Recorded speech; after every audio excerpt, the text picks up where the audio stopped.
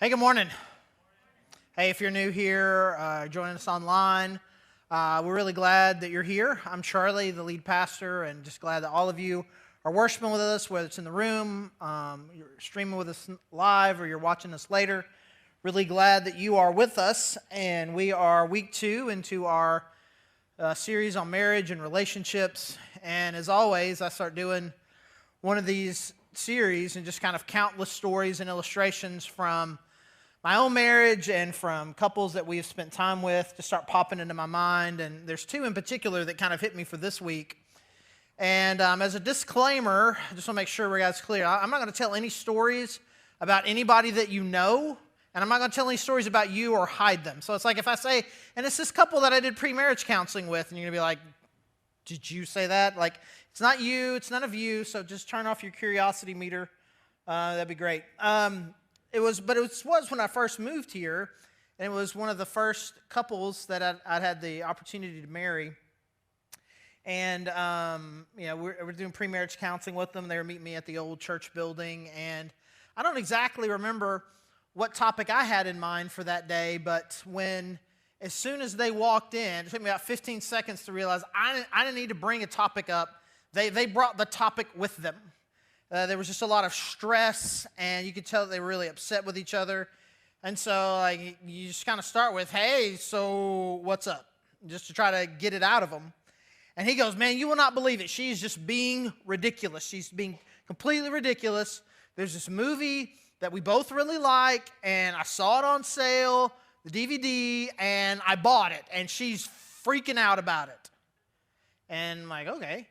And as always, you know you're not going to get the entire story from, just talking to one person. It's like, so what would you say is going on? It's like, oh yeah, he bought the DVD. Yeah, I'm mad about it. Because you know why? Now we have zero money for groceries. Oh.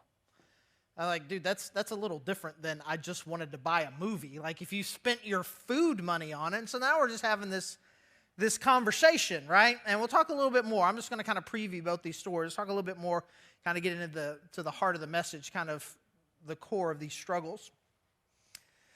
And so there's just, this couple, they're just getting ready to start out. They don't have very much money, and money is already a big deal. There's also another time, this is before we lived here. It's a couple they were struggling, and they called and asked us to come over. Could we come over to their house and just kind of talk to them? They were just struggling. And their home was $1 million home. And based on what we knew of this couple, we just knew. You would just, if they had money problems, they didn't have what we would consider money problems. They didn't have the kind of money problems where if they wanted something, they couldn't buy it. They didn't have anything like that. It was They were very well off, had plenty of resources, and just did whatever they wanted. But it became pretty apparent just even a few minutes into it, like, well, so what's going on? And again, it was all about money. They were fighting about money. Her attitude towards money and the way that she perceived him, and it was just a constant conflict. Again, it was not about having enough. It wasn't about being in debt or anything like that. But here they are having this huge conflict about money. And I'll preview this a little bit. We'll talk about it a little bit more in depth. Essentially, she made more money than him, and she made sure he knew that all of the time. And essentially just used it as a weapon against him. And it was very problematic. And so again, we'll talk about both these stories here a little bit, but I just kind of preview them both for you because here it is, a couple who has no money, and money is a huge issue between them. Here's a couple that had more than enough money, and it was a huge issue between them. Money being at the core, being a core divider, a core struggle in marriage, has nothing to do with the quantity of money that you have.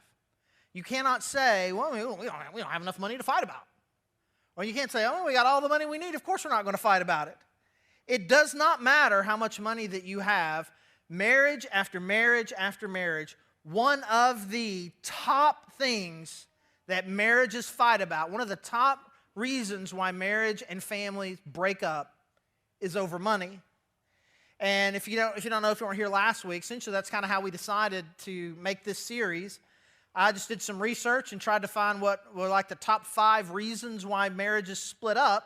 And so let's just do a series on all of those weeks. Last week we talked about how extended family stress is one of the top reasons. It was a surprising one for me. If there's anything surprising about money being on the list, is like I would have told you, I was absolutely convinced that it would have been number 1. Absolutely would have been number 1. Our experience has been that way with families that we've interacted with. I would have said it was number 1, but number 1, this is a little preview for next week. Number 1 on almost all of these lists is infidelity. And I still want to suggest that I'm right. I'm going to preview this here for just a little bit of next week for you. I still want to suggest I'm right because infidelity typically is a symptom of whatever the core problem was. And it's not really, it's the straw. It's not the thing that caused the problem. So we are going to talk about that next week. I want you to kind of be clear. For those of you who are bringing your kids, nothing inappropriate is going to be said, but we will touch on sex somewhat. But infidelity, by and large, is not necessarily completely a sex problem. There's a lot more going on there. But that is the topic that we're going to be talking about next week, and I just want to make sure everybody knows that. But for right now, we're talking about money. And again, what I would believe is definitely, at a minimum, it is a top 2 cause of stress and divorce and problems in marriage. And last week, we were looking at Genesis chapter 2 when God brings Adam and Eve together. And he talks about, that you leave your father and mother and they come together and they become one. I'm not going to look at Genesis chapter 2 today, but essentially it's going to be the same passage. I'm going to be looking at a passage in Matthew where Jesus is just essentially quoting that passage in Genesis chapter 2. Because the Pharisees here, these kind of religious antagonists to Jesus, are always trying to trap him with questions. And their question was, is it okay to divorce your wife? Is it ever okay to divorce your wife? And they're trying to trap him here because if he says, no, it's never okay, they can be like, well, Moses said that there were some, and you look at Leviticus, there are some reasons. Or, if he says, oh, sure, I guess there's somebody who's like, well, you don't think, God said marriage is, it's sacred. So now they thought they could trap him, which of course you never can because he's Jesus. And they ask him this question, this answer in Matthew chapter 19, verse 4. Haven't you read, he replied, that at the beginning the Creator made them male and female, and said, for this reason a man will leave his father and mother and be united to his wife, and the two will become one flesh. So they are no longer two, but one flesh. Therefore, what God has joined together, let no one separate. I'll do a quick little poll here in the room. How many people during your wedding, at some point the pastor said, therefore what God has joined together, let no one separate? Oh, anybody I married, I said it. I thought everybody said it. Oh, maybe they said asunder? Who's got asunder? Tear asunder? I don't know what the word means. I guess it means separate. So Jesus is saying here, marriage is sacred. And there's something you don't understand about marriage. This is not just simply some contract that two people make with each other that can be broken if there's some sort of problem. He says God made them male and female, and he brought them together. And he says when God puts them together, it says that they become one. And the physical act of sex is kind of representative of that. It's the coming together to become one thing. So you're not now two people, you're one family, you're one couple, you're one team. And once God has put something together, you can't separate that. And I think that there is a mentality here that I think that we miss out on. And again, there's another message out there somewhere where we could talk about how oneness and losing your own identity in the context of a relationship is a problem. We could talk about that. We'll talk about that a different day. But right now we're going to talk about the struggle that I think that a lot of couples have where they really are, they're just roommates. They're just roommates. They're just partners. But they don't really view themselves as one team. It's us. It's us. There's me and there's you. There's me and there's you. And sometimes we have to make decisions, I guess. But what God is talking about here, what Jesus is talking about here is that, man, when God brings you together, you become one. And so we talked about this a little bit last week with our extended families and how they can kind of pull on that oneness and they don't want us to leave and start this new thing. But there are a lot of other things that can kind of drive this wedge and keep us from really talking about we and us and being one team, and money is one of them. And the biggest thing, the most important thing that I feel like I'm going to say today is this first idea. If we are going to make sure that we are going to be we're going to be a team, and we're not going to let money be a wedge that kind of comes between us. One thing I want to make sure we all understand is this, that when we think about money in the context of marriage and family, there is only our money. Our money. We have one money. There's all of this money, and we put it all together, and all of this money together, it's just one money. It's money, and it's our money.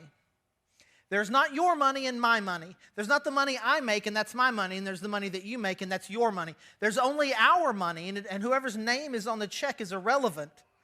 And we put the money that I make and the money that you make, and we put it together, and it becomes our money. And that's all that there is. Only our money. Because that was the problem with this wealthy family. She viewed money in terms of my money. This is my money, and I make a lot of money. And in a normal world, the money that he made would also have been a lot of money, but by comparison, it was not. And so she had her money, and he had his money, and she had more money. And so since she had more money, that meant that she got a greater vote. That meant she was more important, and that meant he wasn't quite up to snuff. He wasn't quite good enough. He wasn't quite holding his own. And so she used this as a club on him all the time. How come you don't make more money? I make all this money, and you don't make enough money. And she would beat him with this. And that is a very common idea. A very common idea that in a couple, I guess mathematically it would be almost impossible for the couple to make the exact same amount of money. But very often within a couple, one person will make significantly more. And there becomes this attitude that happens. It's like that the person who makes the most money is in charge of the money because the money is theirs. I earned this money, so I decide, or at least I get to mostly decide what I do with this money. I guess you can give some input, but you bring in 30%, so your vote counts 30%. If your vote counts 30% and one person counts 70%, there's only two people voting, you lose all the time. Because again, it's about me versus you. And it's not about our. And that is one of the most destructive ideas in marriage, because now money is a competition. And now we determine someone's value within the team, within the couple, based on the amount of money that they bring in. And now our values are driven by who can generate the most money. And I have to make sure that I can take care of myself, because it's very clear that they view their money as theirs. And if I'm ever going to be independent, I can't trust this person. I have to learn to be independent. And it becomes this small wedge, becomes a big wedge, and inside that wedge becomes this time bomb where everything will eventually blow up. Now, that's not to say that you can't have separate checking accounts for different reasons. And that's certainly not to say that you cannot have some discretionary money that is yours. But the question is, you have money, and we decide what each one of us can use as discretionary money. Obviously, if you both have a job, or one of you has a job, and you may get a bonus or whatever, and you're like, oh, this is my bonus. Or you get Christmas money or whatever. Or me, a 49-year-old who still gets birthday money from his mommy. Oh, my mommy, look, it's my birthday. My mommy sent me some birthday money. Like, I'm going to go buy something special with my mommy's money, right? And it's really sweet. It's sweet. But that's certainly my money. Well, that depends. And that depends on what we agree upon as a team. Are we in a season where we can even have discretionary money? If we decide that we don't have enough money for any money to be discretionary, then even bonuses and gifts and those kind of things they kind of get lumped into the cause of whatever's going on to make sure that we can pay bills, to overcome this debt, to meet this problem or whatever. But we decide that. And if we decide that this money is for your discretionary spending, then great. But once we start feeling like we have some claim to make, this is mine, and because it's mine, you don't get to speak into it. We have lost the picture of what marriage is, and we are entering into this idea that money will then become a wedge that becomes between us. And so again, I think it is incredibly important that we begin to think about money in this way, and we think about money together collectively as a team. And if I were just going to broaden that out a little bit, man, I just want to say you cannot use first-person plural pronouns enough. When we talk about money, we only talk about what is ours. It is us and we and our and ours. Not you, not me, not mine, not yours. Ours, we have to be a team. And so in addition to just kind of this big picture idea that there's only our money, the next thing I would say is that we need to make sure that we are on the same page. We are on the same page. We are together in agreement about the what's, whys, and hows of how we deal with money. Well, I like to save. She likes to spend. Oh, he doesn't really think that's that big a deal, but I really hate it. She likes to give. I don't know why she's all into that, but I guess I'll let her do it. Do we have a collective idea about how it is we manage our money?